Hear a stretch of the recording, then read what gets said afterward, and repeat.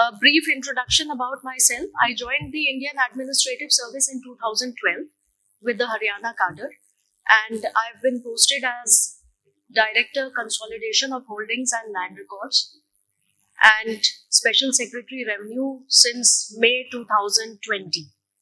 So I've participated in the COVID operations also, as well as the other initiatives that have taken place in revenue and disaster management in the last 3 years. I've been party to that as well. So very quickly, Kidhar point?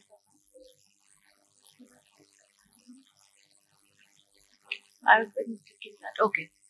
So this is a brief of the presentation. So we'll start with the online management, the records management system, how it evolved. I'll quickly run through these slides. There were some earlier legacy systems which we started way back, as you can see in the timeline. I'll leave this presentation in case anybody is interested. The actual breakthrough happened in 2018 to 20 phase.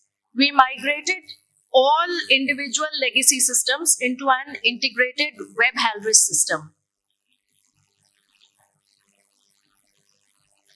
And 2021, it got completely integrated with urban local bodies, town and country planning, other departments that manage land and resources. So this is a bit of... We'll start actually with this. What we've done is, instead of having a system where a person goes to a tehsil or a sub-registrar's office, takes a token, then waits for his number to be called, and then goes for registry, what we've done is we've tried to automate this entire system of registration. First, we start with an online token. There are no tokens available offline, none whatsoever. Even if somebody goes to the tehsil and says, I need a token, the computer operator who is at the help desk will go online and generate a token on his behalf. So nothing is offline now as far as that is concerned. We have integrated records of rights with it. We have integrated the automated mutation. Now if there is any registry, if there is any change in the records, in the sense there's a registration for a transaction for transfer of land, a mutation is generated automatically. It is placed in public domain for 10 days and then it is deemed approved. It does not require a person visiting the patwari, that is the village revenue officer, or the tehsildar again and again requesting to enter his mutation and to sanction his mutation. There's a very interesting aspect of this, which is the e-Girdavari. Girdavari, I don't know how familiar you are with the revenue system. Some of you definitely would be knowing the system. Girdavari is simply going to the field during the season of cropping and inspecting which crops are sown where. So the patwari has to go to each and every field and inspect. That has also been integrated. And the last one, reports to citizen via dashboard. E-dashboard is something which is available to the citizen, but our Honorable CM also visits it every day in the morning to check the reports. I have already explained the basics of these. The main crux of it is that the entire system, which was piecemeal, has now been integrated into one single system. You will appreciate that such a system will have a huge database, but that's not the case. What we've done is, instead of having a huge system, which if God forbid crashes, or there is some bug introduced, or some hacking is done, everything will go haywire. Instead of that, what we've done is, we have integrated all these through API calls. So every system now talks to other systems. and fetches data as and when required. So these are the properties that we have basically integrated. We had a mammoth exercise as far as data discrepancies were concerned. Revenue data is very streamlined because everybody is very conscious about their registries, their agricultural lands. Whereas if you look at urban properties, there's a mushrooming that happens from time to time. There are times when a particular pocket is suddenly colonized, legally or illegally, and then that suddenly converts from agricultural land to an urban residential or commercial land, sometimes industrial sectors also. So, because urbanization happens rapidly in a particular area, whenever it happens, there are data discrepancies in the database of that particular pocket. We had everything resolved. All the departments came together to get their database ready for this. And forest land was another challenge because survey in forest area, as you will appreciate, cannot happen very easily through manual chain or even sometimes using a DGPS machine. It's not possible. So we employed modern technology for this. Deed registration process, I've mentioned to you earlier. Another huge big thing apart from the online token generation is uploading 22 types of deeds online. So if a person wants to go to somebody who will type out the deed, fine, they can do it. But if they don't want to do it, the template is available. It has all the texts. All that a person has to do is take a printout, fill in the blanks with the name of the seller, buyer, the details of the land, and other ID details, as well as the amount needs to be mentioned at the time of registration. So now, entire thing has been made available to the public. We do not want the public to go to somebody and say that they want this work done. Empowering the public through IT solutions has been the vision here. Stamps up to 100 rupees are available physically as well as online. And stamps above 100 rupees are available exclusively online. So one need not go to the treasury or to a stamp vendor asking that they need certain stamps. A very interesting feature of this is that we verify the details of the buyer and seller, especially the buyer. And we have integrated, as I said earlier, records. Another facility to the public is same-day delivery. All registries which are made on a particular day, at the end of the day, they are available to the person concerned to just pick it up and go home. One thing that I forgot to mention earlier was that stamp generation has become easier. How? The moment you enter the details of the property that is being transacted with, the collector rates are fetched from the district website concerned, and the stamp duty is calculated and displayed to the public, the person who is taking an appointment. So that helps people generate the exact amount of stamp rather than finding that they have generated excess amount and then running for a refund, or they have generated a deficit amount of stamp and then going for another stamp generation. So these are all the individual systems that have been integrated. Coming to the automated mutation, 4 types of transfers which are most commonly conducted. The moment a deed is registered, the system generates a draft mutation, places it in public domain, invites claims and objections for 10 days. If the time period is expired after 10 days, it is deemed approved And the record of right is also immediately updated. No need to go to the Patwari again and again. This was a big pain point for the public because there are mutations which are pending since 15 years, 20 years. So this is the flow of the mutation generation. The citizens portal gives all information available. Cadastral maps, which you see the last point over here, these are older maps. They are about 10 to 12 years old. We are updating that now. I'll talk more about that later.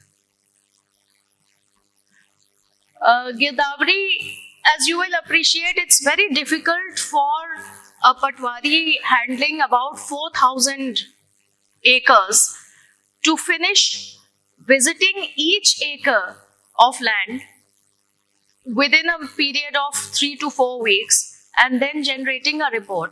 So what we did was that we made sure that Patwaris were not skipping the gun, they were not skipping their work and just sitting in one place in the village inviting all the landowners saying that come on, tell me which crop you have sown. The e-Gidavari requires the Patwari to be physically present at the field with some error margin, of course. So if one person is standing in a particular place, as you will understand that the field of vision is more than 1 acre's length, more than about 40 yards. So Patwari needs to go there, geotag his observations, and then enter the e-Gidavari online. Another important initiative is Meri Fasal Mera Byura. Farmers found it very difficult to sell their crops many a time. They realized that the Gidavari had erroneously said, for example, if you look at the summer crops, the Gidavari had erroneously said Jowar, whereas the farmer had sown Bajra. So it's very difficult for the farmer to sell it now. So the farmer needs to declare what crop he has sown. At the time of harvest, if there is any discrepancy, we take a third party report, that is the agriculture department, in order to verify. But the details of crop sown are primarily self-declared. That has helped farmers improve their income from the farm produce also. E-dashboard, as I mentioned, you may go through it yourself. Honorable CM also visits this e-dashboard every day. I'll just quickly skip to this scenario.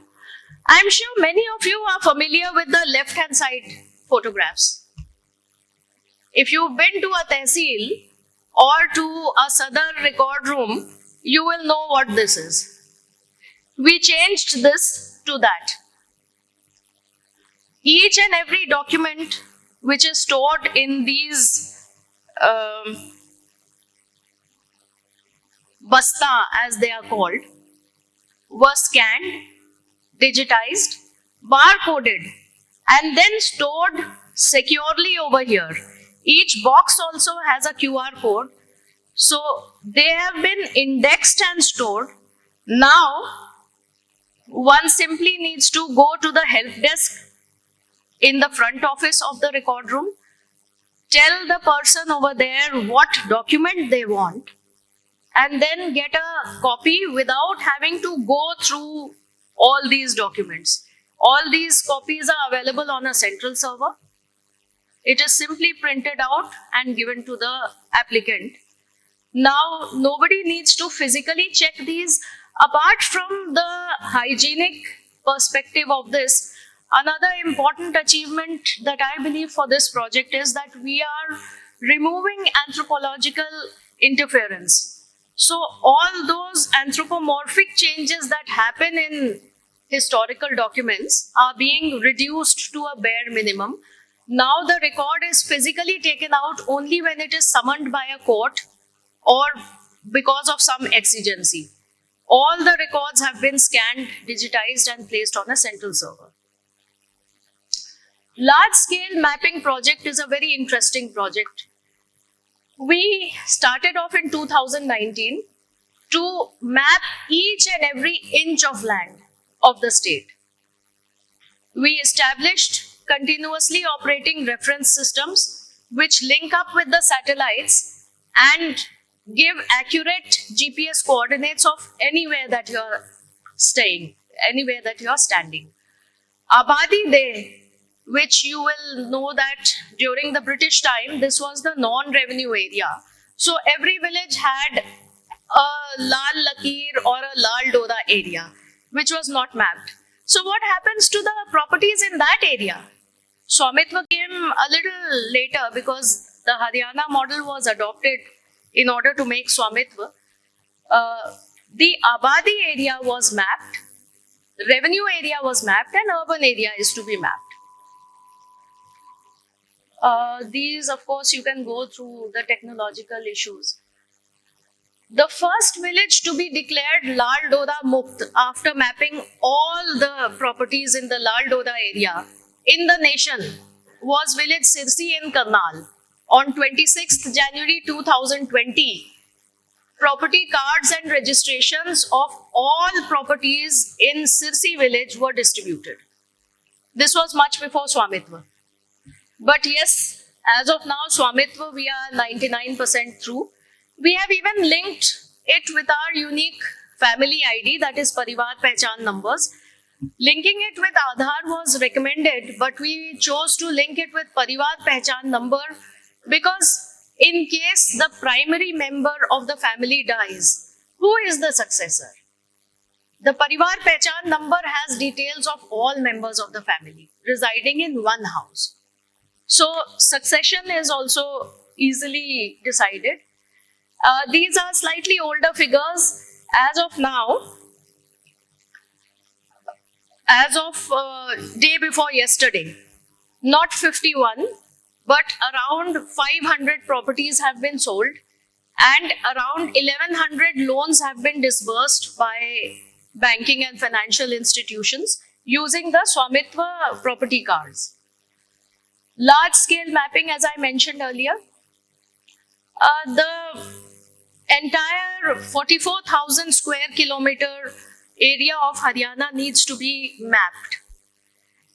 If you have seen those maps, you might have noticed that each revenue map has some part of it which says ek marle se kam hai. For the states where we have the same revenue system, I believe Rajasthan also has the same revenue system. Punjab definitely does. Jammu and Kashmir has the same. Himachal has the same revenue system. Beyond a particular area, the land holding was not considered to be a land holding. So when you actually calculate the area of a village, it comes out to be different from what is recorded in old records. This happens because in British times, when Dewey made his settlement plan for northern India, they used archaic equipment like iron chain, sometimes even steel tapes, fita jisko bolte the. So they resulted in certain errors. Besides that, there are many more challenges. In many places, there is no permanent marker available. There were permanent markers fixed by the British at the junction of 3 villages or 4 villages. So they were called tri-junction pillars, quadri-junction pillars. They are no longer available in many places. Moreover, there is always a dispute. Mera khet yahan tak ke hai. The other fellow will say, nahi, yahan tak ke nahi, tumhara yahan tak hi hai, shift that side. To resolve all these, we decided to go through a massive exercise. Drone-based imaging was carried out. We have finished it in 3 districts now. We have finished it with Karnal, Sonipat and Panipat. After the drone-based imaging, we prepared a draft map. And then we took out the latest status of land holdings. The maps which the Patwaris have are quite old. They are 1960s, 70s, and at the very latest, they are 1990s decade maps. So they are 30 years or older. Now, what happens is, in the last 30 years, many land holdings have been subdivided by the landholders. Some have been sold off to new landholders. All those changes are not captured in the map of the Patwari, which the village Patwari carries. We are in the process of capturing all those fragmentations, and 3 districts, as I mentioned earlier, have finished the work. Drone imaging, of course, has been finished in many more places, but 620 villages of Karnal and Sonipat have been completely done, and Panipat is being finished as we speak. We expect that Panipat results will be there with us by the end of this month. And each and every inch of land is recorded. So nobody can say that my land is this much in reality, but it shows a little different in the records. We, of course, as I mentioned, we are going into modern technology, not just drone imaging, but multi-layer geospatial data is being incorporated. So we will have cadastral maps. In case any of you have studied the way cadastral maps are there in France, we are aiming towards that.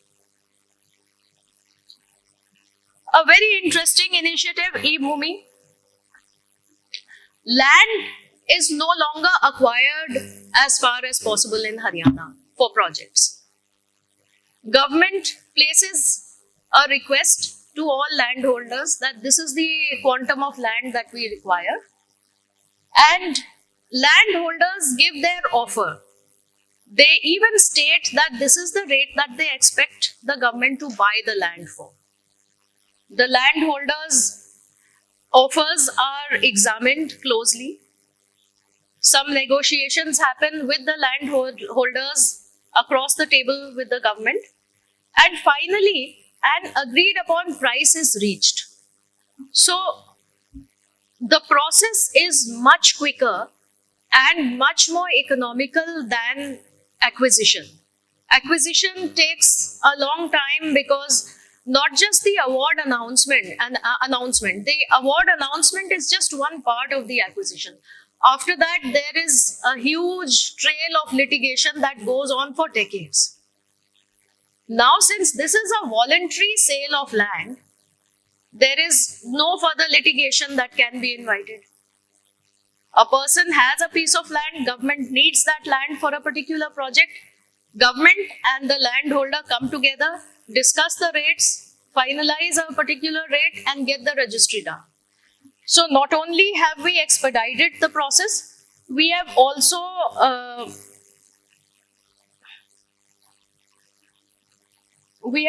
kind of reduced the cost. Acquisition starts at around 2.5 times the collector rates. Now here it is 1.8 times as per the average. 6 more projects have gone through after making this slide.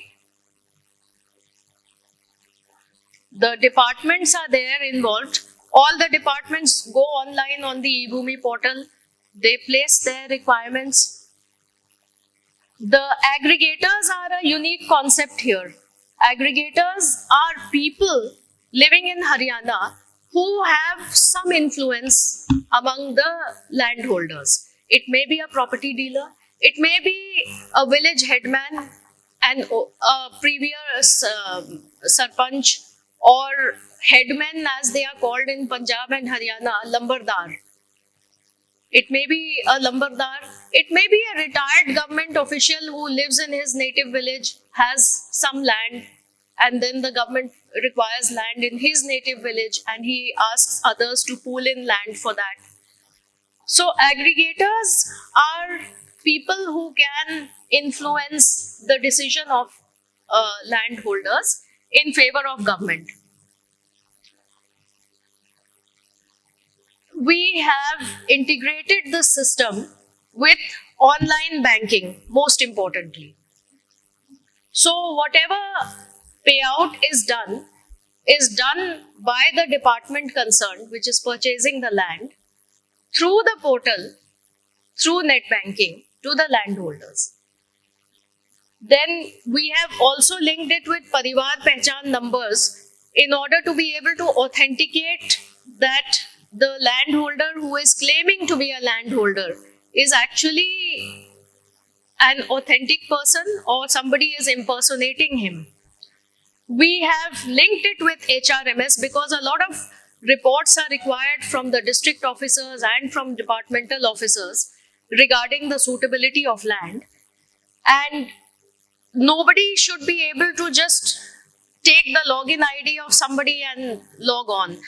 Only an authorized employee should be allowed. Agenda is again drafted by the system itself. Feasibility is given by the district and by the department on the website itself. Aggregators, if somebody wishes to be an aggregator, they are welcome to empanel themselves with a nominal fee of rupees 2,000, and they should be income tax assessees as well as having a valid Parivar Pehchan number. Aggregators are also given an incentive. They are given 1% of the total transaction cost if we purchase the land through them, if the government purchases land through them. And even if we don't purchase the land through them, but they have come up with a very genuine offer. For example, if somebody says that collector rate is X amount and the landowners are agreeing to offer it at 1.5x, finally the deal may happen at around 1.2x through another aggregator. But that aggregator will also get a nominal incentive money for that. This is the process flow, you can go through it. Urban Local Bodies Department has revamped their property taxation system completely. So it took them about 3 years to finish the system, but now each and every urban property has been mapped and property tax calculations are done by the system itself using the methodology of collector rates. If somebody has any dues, they are triggered via an SMS that this is particularly your due. And again, they have made multi-layer maps. And this is the status of property IDs. We've already started with Jean Kannal and Sonipat. So that's it from my side.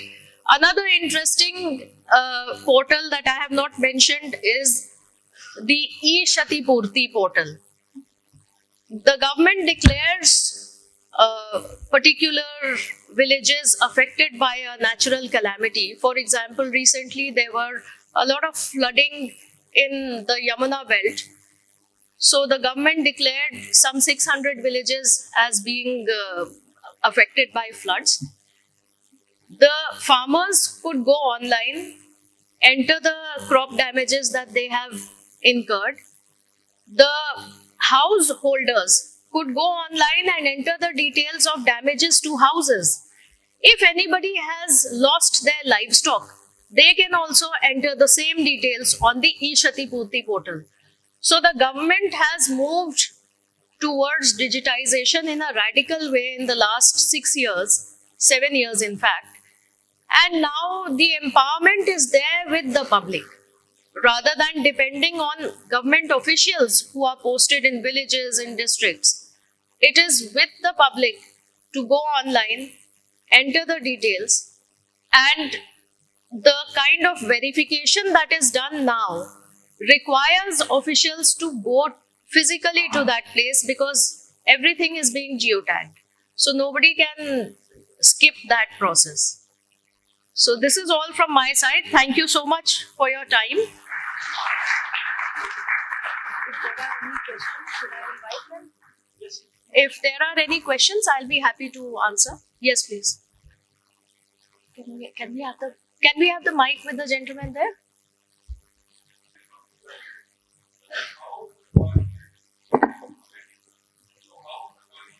Yes, very interesting. It is deemed approved, but at the time of taking a printout, the Patwari's signatures that you saw over there, they are not the Patwari who are sitting in the village. They are the Patwaris who are sitting in the Tehsil and in the SDM offices. See, we have staff posted in headquarters of the district, in Tehsils also. So, we have a special category called the computer Patwari. In every tehsil, there is at least one computer patwari. His job is simply to take a printout, sign, and give things to the public. No, if you check that slide, maybe you can go through that presentation later. The CRO is responsible for inviting claims and objections for 10 days. All right. Okay. The mutation is generated using the data from the registry itself. So, whatever the seller and buyer have entered will be entered in the mutation automatically. Okay. Now, the CRO simply needs to see if the seller has not sold that piece of property to somebody else earlier. That is done by placing that draft automatic mutation in public domain for 10 days. Earlier, the CRO, that is the Circle Revenue Officer, was compelled to go to the village, hold a Jalsai arm, that is to say a public gathering, and then ask, does anybody have objections? Now, Jalsai arm is not possible because people are not ready to gather in the village. They have their own work to go about. And then how you put that in public domain, like by It is available. It is available on the website. Okay. It is available on the website. Anybody can view it on jamabandi.nic.in, and then if they have any objections, there is a button. Can we have that presentation? It will be much easier if I can just explain it from the process flow.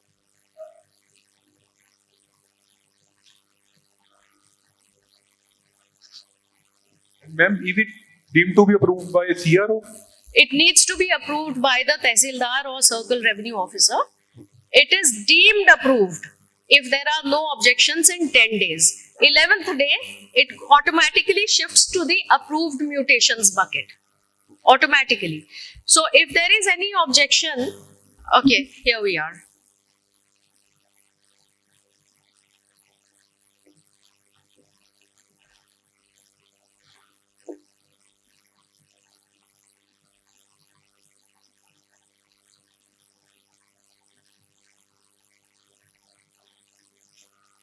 Okay. Here. So if the mutation is generated once the registry is completed, automatically it is verified by the Patwari, in the sense that the Patwari needs to log in within 3 days. If he does not verify it within 3 days, it is recorded that this Patwari did not verify. The system records that at the end of the month, the deputy commissioner, the district magistrate or district registrar, whatever you may call him, he is entrusted with all these tasks. He prints a report which Patwari has left how many mutations unverified. And then, of course, as you will understand, that leads to serious consequences for the hearing official.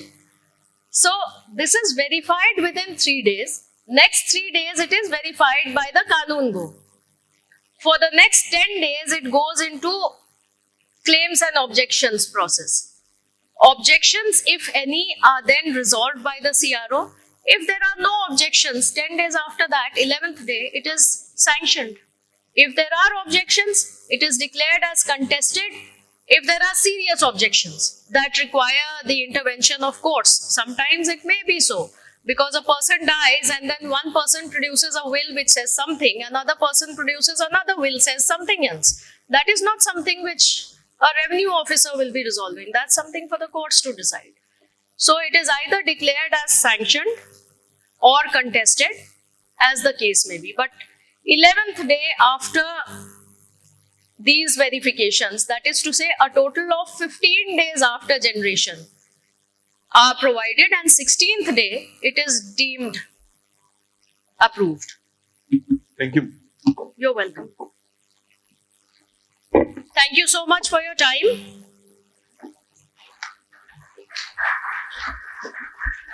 Any more questions from the audience? Oh, we have one question. Could you take the mic back, please? How the collector rate is decided, like it is decided manually or technologically it is decided or increased as per the development of the area? As of now, it's an exercise being undertaken by the district administration. For each pocket of properties, the district administration checks the previous collector rates. Then they check the auctions of government, if any have happened, or sale by government, if any have happened in that particular pocket.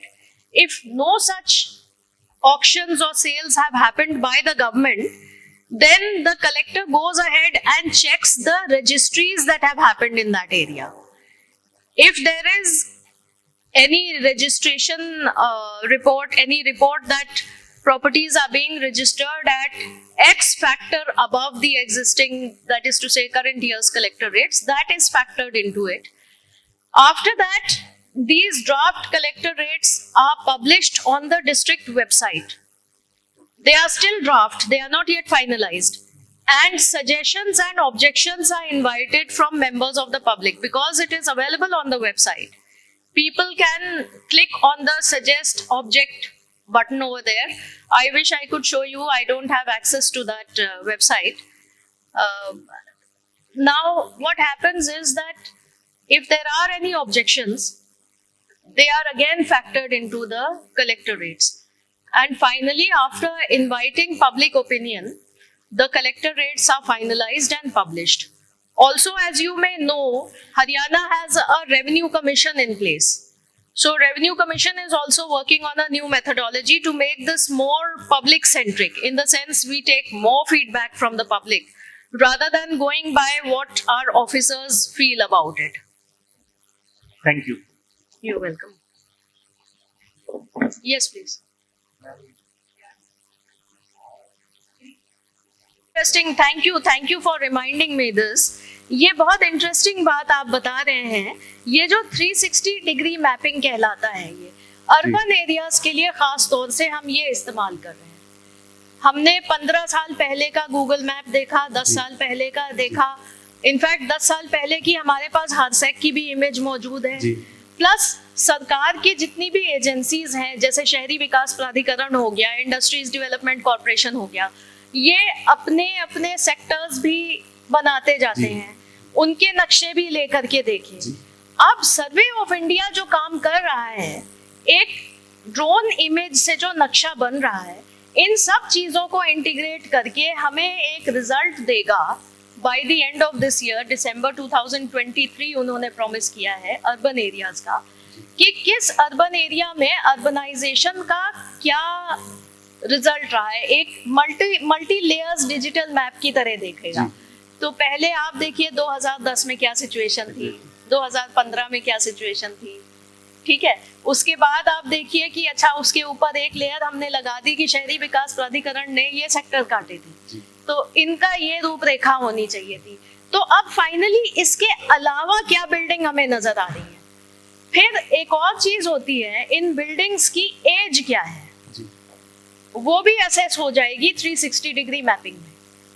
तो अगर कोई कह रहा है court में कि मैं तो जी घर पिछले 70 साल से यहाँ बना के रह रहा हूँ या 50 साल से बना के रह रहा हूँ, तो बिल्डिंग की एज टेक्नोलॉजी ड्रिवन जब पता चल जाएगी कोर्ट के सामने, तो वो एविडेंस की तरह भी काम आएगी कि आप झूठ बोल रहे हैं, आपका 10 साल 12 साल पुराना ये मकान. हाँ, जैसे एक एग्जांपल दे रहा हूँ, एक यहाँ पे कोई एक रोड है, उसके पास में किसी ने मलबा डालना शुरू किया जी, बिल्कुल. और उसने जो अपना ये यहाँ से द्रव्यवती नदी निकलती है, उस पे एंक्रोचमेंट करना स्टार्ट किया जी. तो ऐसा मैंने नोटिस किया कि ये गूगल इमेजेस से या गूगल अर्थ के उससे एविडेंस से ये देख सकते हैं 2008 में उस जगह की क्या पोजीशन थी, आज उसकी क्या पोजीशन है, वहाँ पे एंक्रोचमेंट एक्चुअली हुआ है या नहीं हुआ है. बिल्कुल ठीक कह रहे हैं आप, बिल्कुल ठीक कह रहे हैं.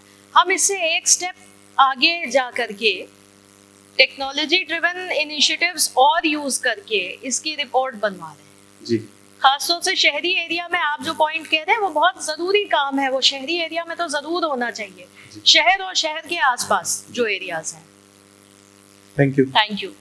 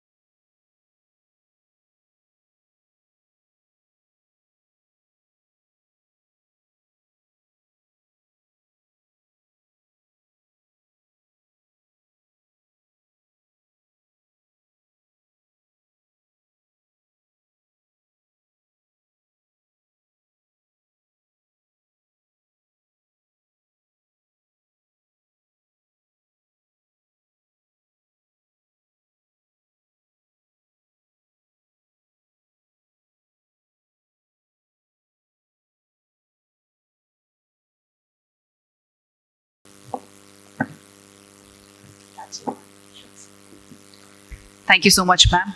May I request Shri K.K. Pathak, Secretary to Government, Finance Department, Government of Rajasthan, and Dr. Ravi Gupta to please come forward and present a small token of appreciation to Ms. Amna Tasneem.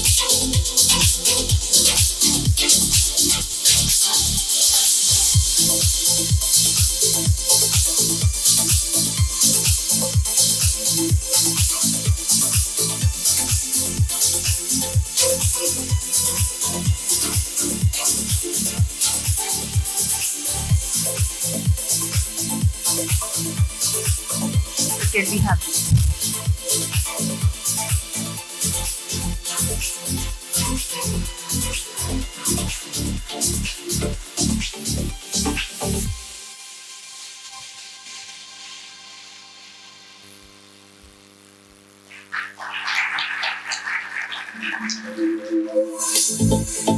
Thank you so much, ma'am. Thank you, sir. Ladies and gentlemen, please join our hands in welcoming our Chief Guest and Program Manager, Shri Akhil Arora, Additional Chief Secretary, Finance, Excise and Taxation, Government of Rajasthan. Welcome, sir. Thank you so much. And before I invite him for his keynote address, may I request Ms. C. Shikha, Commissioner, Department of Commercial Taxes, Government of Karnataka, to please come forward and give her thought on discussing strategies for curbing tax evasion and promoting tax compliance. Welcome, ma'am. Round of applause, please, for Ms. C. Shikha.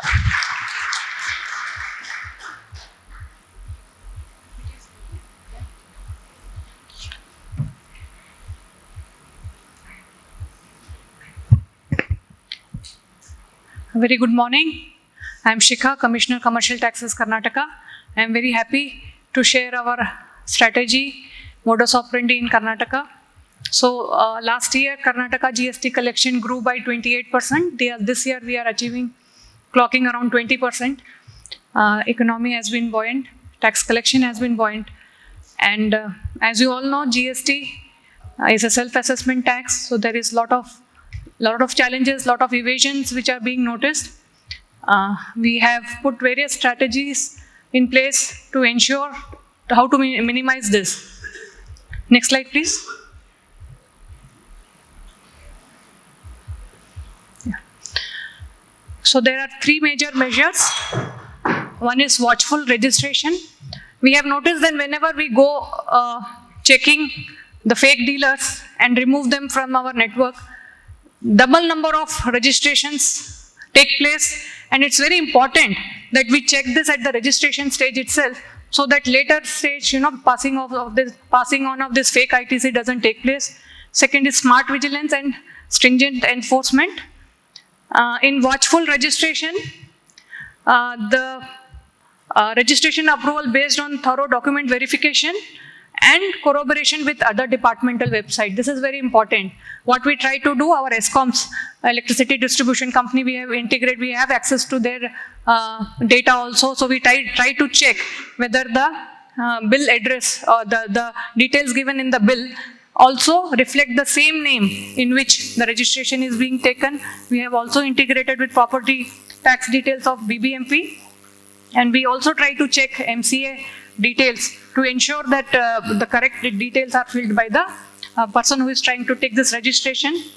And pre-registration and post-registration visit is also done irrespective of Aadhaar, whether it is Aadhaar mandated or not. Why we do this is, and one more important thing we have noticed here, in our state we have a practice of doing physical verification if the registration is taken on 5 particular evasion-prone commodities. But we have seen that people have developed a new modus operandi. They take it on some kind of innocent commodity, and then later do amendment to change the commodity to some other different commodity. So that also we have detected, and we try to do as many physical verification as needed. And in fact, this year we have increased the physical verification by 4 times. So we have seen that more physical verification, not only the dealers are alert, but also our officers get to know the area which they are having the jurisdiction over very properly, correctly, and see that such commodities are in check. And there is also I don't know how far other states are using GST Prime, but Karnataka, Under the we are guidance heavily and dependent on GST Prime. There is an inbuilt module in GST Prime to check earlier registration on the same PAN. So this also helps, because once we cancel the registration, they try to take another new registration. If it's on the same PAN, that also can be detected using this GST Prime module. Second is to prevent fake registrations. So prior to, as you know, 1st of May, our Revenue Secretary, Government of India directed that all India drive against fake registration should be taken up. And prior to that itself, we had detected around 1,132 bogus taxpayers and reverted an ITC of 734 crores. Special attention, as I said, is paid to the new registration, and that too in evasion-prone commodities. Scrap is the major evasion-prone commodity in Karnataka. And we also have a watch on e-waybill movement of all such registrations. If we see that a new registrant is there and suddenly there is a spike in e-waybill, so you know that how can suddenly he have such a turnover that he's issuing so many e-waybills. So that is also an indication which we can check. And obviously, as I told, we closely monitor in our MIS review, we closely monitor this auto registration. I'm sure all of you would also be doing this. This is also an indicator where, the system itself approves it, because there is a delay on part of the registration authority to approve it. And every LGF2 is expected to have a clear picture of the geographical area. This is our focus area this financial year. We are, we are asking our field officers to compulsorily visit all these new registrants. Third one is smart and targeted vigilance. Karnataka is one of the few states who still do road vigilance, mobile vigilance. We still do. After GST was introduced, the static checkposts were abolished, but we converted them into mobile vigilance checks, and we are still doing it. But we felt that wasting our energy in arbitrarily stopping vehicle and checking them is not yielding any result. It should be a very smart and focused vigilance. That's how we can best utilize our resources. So towards that, that there are very good tools in e-waybill analytics, and we do that. Especially intrastate movement of goods as well as interstate movement of goods is checked. We use e-waybill analytics and RFID-based technology for penalty collection, and information-based vigilance, which forms a useful source of identifying cases. This we effectively use during the elections. This year our elections had taken place, and I think this was the first major general election in Karnataka after introduction of GST. So this tool was effectively implemented. Before that, these are some of the success stories based on the vigilance which we did. But this is more of physical information which we got. More on analytics I'll be telling in further slide, but this is, obviously all the states would have their informal informants who tell us that particular vehicle is carrying such a good, and we can track it on using RFID and then find these. EARM, so we set up an election analytics and risk management cell in our office. So how we can, I was directed by Election Commission to brief the states who are going for election on this tool, so that effective check on the on the distribution of freebies can be done using this. So we had set up this election analytic and risk management cell. During state election, this was created in department, and focused analytics on election freebies was conducted at office. So what we do is, as you know, e-waybill analytics also has something called, you can put some commodities on alert.